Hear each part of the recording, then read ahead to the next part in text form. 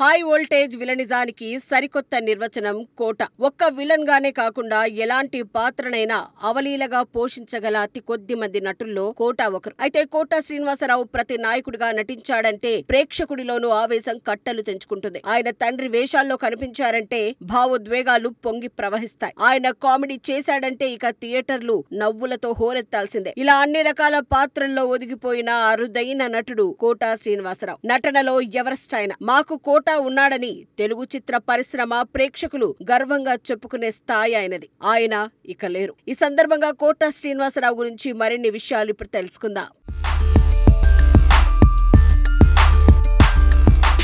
1945 July 10న కంకిపాడులో జన్మించిన కోట Srinivasarao state bank లో ఉద్యోగంతో ప్రస్థానం ప్రారంభించారు. బాల్యం నుంచి నాటకాలపై ఆసక్తి మెండుగా ఉన్న ఆయన ప్రాణం ఖరీదుతో సినీ రంగ ప్రవేశం చేశారు. దర్శక నిర్మాత క్రాంతి కుమార్ ప్రాణం ఖరీదు నాటకాన్ని చూసి సినిమాగా తీయాలనుకున్నారు. ఆ నాటకంలో నటించిన నటుడిని సినిమా కోసం ఎంపిక చేసుకున్నారు. అలా ఆ నాటకంలో ఓ కీలక పాత్ర పోషించిన కోట కూడా సినిమాలో నటించారు. అంతే తప్ప ఆయన సినిమాల కోసం ఎప్పుడూ సీరియస్ గా ప్రయత్నించింది లేదు. ఆ తర్వాత వరుసగా ఆయనకి సినిమా అవకాశాలు రావడం మొదలయ్యాయి. ప్రాణం ఖరీదు తర్వాత అమరజీవి, బాబాయ్ అబ్బాయి, మా ఊరి దేవత చిత్రాల్లో నటించారు. ఆ తర్వాత చేసిన ప్రతిఘటన నటుడిగా కెరీర్ ని మలుపు తిప్పింది. తెలంగాణ యాసలో ఆయన పండించిన విలనిజం అందరినీ ఆకట్టుకోవడంతో ఆ సినిమా తర్వాత నటుడిగా బిజీ అయ్యారు. నటుడిగా తనకంటూ ఓ ప్రత్యేకతను సంతరించుకోగలిగారు.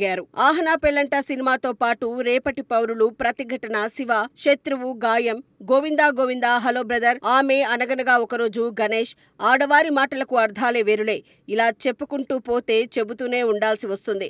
అన్ని గొప్ప చిత్రాల్లో కోట పోషించిన పాత్రలు ఎప్పటికీ గుర్తుండిపోతాయి. 750కు పైగా చిత్రాల్లో నటించిన ఘనత కోట సొంతం. ఓ విలక్షణ నటుడిగా గుర్తింపు పొందిన నటుడు ఆయన. రాజకీయ రంగంలోనూ అడుగుపెట్టిన కోట విజయవాడ తూర్పు శాసనసభ నియోజకవర్గం నుంచి ఎమ్మెల్యేగా బాధ్యతలు నిర్వహించారు. 1968లో రుక్మిణిని వివాహం చేసుకున్న కోటకి 2 అమ్మాయిలు, 1 అబ్బాయి. ఈయన కుమారుడు కోట ప్రసాద్ కూడా నటుడే. 2010 జూన్ 21న జరిగిన రోడ్డు ప్రమాదంలో కోట ప్రసాద్ ప్రాణాలు కోల్పోయారు.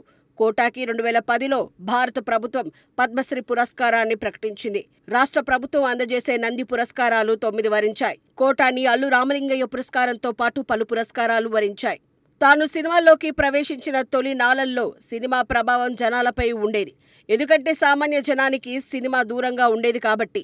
కానీ ఇప్పుడు పరిస్థితి మారిందని, మారుతున్న కాలాన్ని బట్టి వచ్చిన మార్పుల కారణంగా సినిమా బజారున పడిపోయిందని, అందుకే జనం సినిమాను సినిమాలా చూస్తున్నారు తప్పించి దాన్నుంచి నేర్చుకోవాలని అనుకోవడం లేదని అంటారు కోట.